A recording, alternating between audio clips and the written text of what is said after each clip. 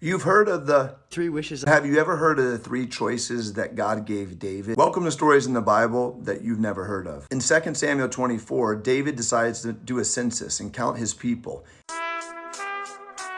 It actually says that David was led by Satan to do this. This was a sign of control, of pride. He wanted to see how big his nation was. But in God's eyes, this was not okay. In fact, his general, Joab, begs him not to do it. You sure about that?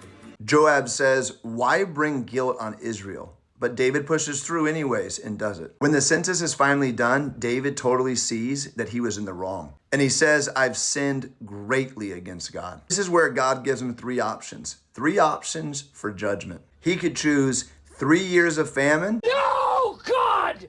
3 months of running from his enemies, This is the worst. or 3 days of a plague brought on by an angel. I'm in a glass case of emotion. David decides to go with option number 3, a plague for 3 days that an angel brings upon them.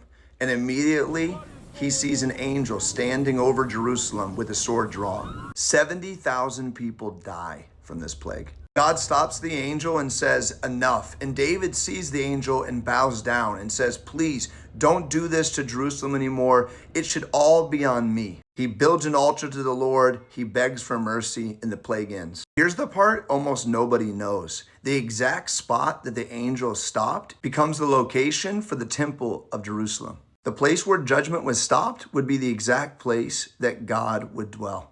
Check it out in 2 Samuel 24. If you like stories like this, please follow.